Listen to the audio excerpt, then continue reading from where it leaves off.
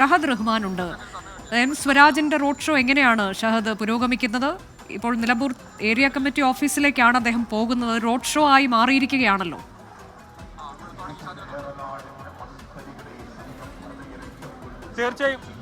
തീർച്ചയായും അക്ഷരാർത്ഥത്തിൽ അങ്ങനെ തന്നെയാണ്. കാരണം ഇതൊരു റോഡ് ഷോ ആയിരുന്നില്ല തീരുമാനിച്ചിട്ടുണ്ടായിരുന്നത്. ആദ്യഘട്ടത്തിൽ തിരുവനന്തപുരത്ത് നിന്ന് നിലമ്പൂരിലെത്തിയ എം സ്വരാജിന് അതായത് ഒരു സ്വീകരണം ഒരുക്കാനായിരുന്നു പാർട്ടി പ്രവർത്തകർ തീരുമാനിച്ചിട്ടുണ്ടായിരുന്നത്. എന്നാൽ പിന്നീട് അത് റോഡ് ഷോയ്ക്ക് സമാനമായ രീതിയിലേക്ക് മാറുകയായിരുന്നു എന്നുള്ളതാണ്. ഔദ്യോഗികമായിട്ട് പ്രഖ്യാപിച്ചിട്ടുള്ള റോഡ് ഷോ ഉച്ചയ്ക്ക് 2 മണിക്കാണ് നടക്കുക എന്നുള്ളതാണ് പാർട്ടി നമ്മളെ അറിയിച്ചിട്ടുള്ളത്. എന്നാൽ അതിനു മുൻപ് തന്നെ റോഡ് ഷോയ്ക്ക് സമാനമായ രീതിയിൽ വൻ സ്വീകരണമാണ് സ്ഥാനാർത്ഥി എം സ്വരാജിന് ലഭിച്ചിട്ടുള്ളത് എന്നുള്ളതാണ് ഏറ്റവും പ്രധാനപ്പെട്ടുള്ള കാര്യം. അതായത് ഇത് സാമ്പിൾ വെടിക്കെട്ടാണ്. ഇനി ഇതിന് പുറകെ ഒരു വലിയ വെടിക്കെട്ട് വരുന്നുണ്ട് എന്ന് വേണം നമുക്ക് മനസ്സിലാക്കാൻ. കാരണം ഉച്ചയ്ക്ക് നിലമ്പൂരിന്റെ ഒരു ശക്തി എന്താണോ, അല്ലെങ്കിൽ ഇടതുപക്ഷത്തിന്റെ ഒരു ശക്തി എന്താണോ അത് തെളിയിക്കുക എന്നതാണ് പ്രധാനമായിട്ടും പാർട്ടി ലക്ഷ്യം വെക്കുന്നത്.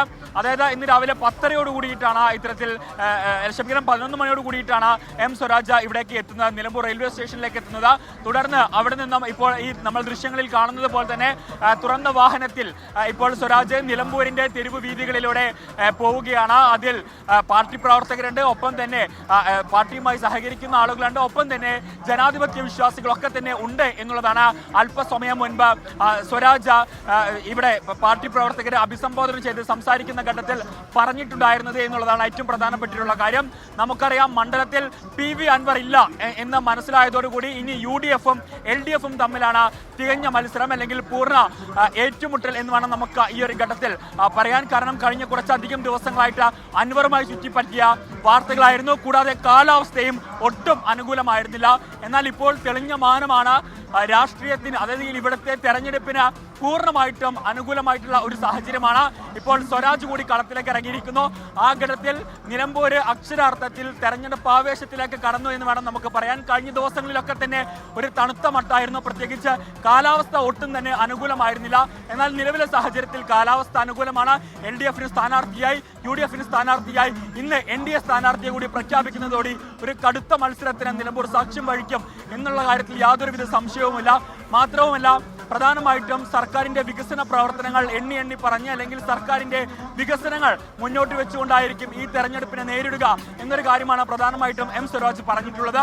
കൂടാതെ അൻവർ എഫക്റ്റ് മണ്ഡലത്തിലില്ല എന്നുള്ളത് ഇടത് നേതാക്കളൊക്കെ തന്നെ അക്ഷരാർത്ഥത്തിൽ പറയുന്നുണ്ട്, അല്ലെങ്കിൽ അത് തുടർച്ചയായിട്ട് അവർ ആവർത്തിക്കുന്നുണ്ട്. അൻവറിന് അങ്ങനെ പ്രത്യേകിച്ച് ഒരു എഫക്റ്റ് ഇല്ല. അൻവർ എന്ന വ്യക്തിക്ക് യാതൊരുവിധ പ്രാധാന്യവുമില്ല.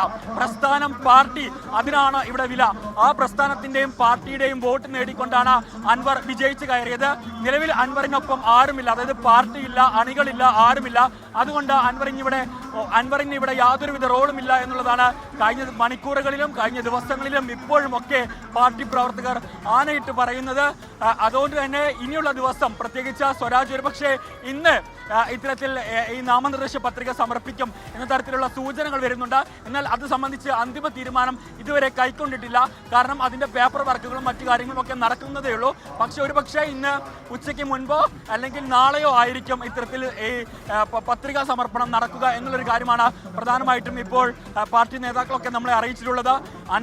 സ്വരാജിനെ സംബന്ധിച്ചിടത്തോളം മന്ത്രി V. അബ്ദുറഹ്മാൻ, അതുപോലെ തന്നെ വിജയരാഘവൻ, അതുപോലെ തന്നെ ജില്ലയിലെ മുതിർന്ന നേതാക്കളൊക്കെ തന്നെ റെയിൽവേ സ്റ്റേഷനിൽ സ്വീകരണം ഒരുക്കിയ സമയത്ത് എത്തിയിട്ടുണ്ടായിരുന്നു. ഇപ്പോഴും 100 കണക്കിന് പ്രവർത്തകരാണ് ഇപ്പോൾ എം സ്വരാജിന്റെ ഈ ജാഥയ്ക്കൊപ്പം ഉള്ളത് എന്നുള്ളതാണ് ഏറ്റവും പ്രധാനപ്പെട്ടിട്ടുള്ള കാര്യം. ഇപ്പോൾ നമ്മൾ നിലമ്പൂർ നഗരത്തിലേക്ക് എത്തിക്കൊണ്ടിരിക്കുകയാണ്.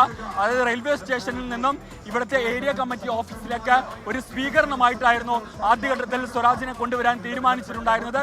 എന്നാൽ ഇപ്പോൾ അത് റോഡ് ഷോയ്ക്ക് സമാനമായ രീതിയിൽ വലിയ ആൾ പങ്കാളിത്തത്തോടു കൂടി വലിയ രീതിയിലുള്ള അതായത് ഒരു സ്വീകരണമാണ് ഇപ്പോൾ ഇവിടെ ഒരുക്കിയിട്ടുള്ളത് എന്നുള്ളതാണ് ഏറ്റവും പ്രധാനപ്പെട്ടിട്ടുള്ള കാര്യം. അപ്പോൾ ഇനിയുള്ള മണിക്കൂറുകൾ, കാരണം വളരെ കുറഞ്ഞ ദിവസം മാത്രമേ ഉള്ളൂ തെരഞ്ഞെടുപ്പിലേക്ക്, അല്ലെങ്കിൽ ജനം വിധി എഴുതാൻ.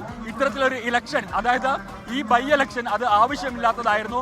അൻവർ ഇത്തരത്തിലൊരു ബൈ ഇലക്ഷൻ വിളിച്ചു വരുത്തി അതൊരു പക്ഷേ സർക്കാർ എന്താണെന്ന് കാണിച്ചു കൊടുക്കാനോ, അല്ലെങ്കിൽ സർക്കാരിന്റെ വികസന നേട്ടങ്ങൾ ജനങ്ങളേക്ക് എത്തിച്ചത് അടക്കമുള്ള കാര്യങ്ങൾ ഉയർത്തിക്കാട്ടിക്കൊണ്ട് വോട്ട് സ്വന്തമാക്കാൻ സാധിക്കും എന്നൊരു ആത്മവിശ്വാസമാണ് പ്രധാനമായിട്ടും ഇടത് ക്യാമ്പ് വെച്ചു പുലർത്തുന്നത്.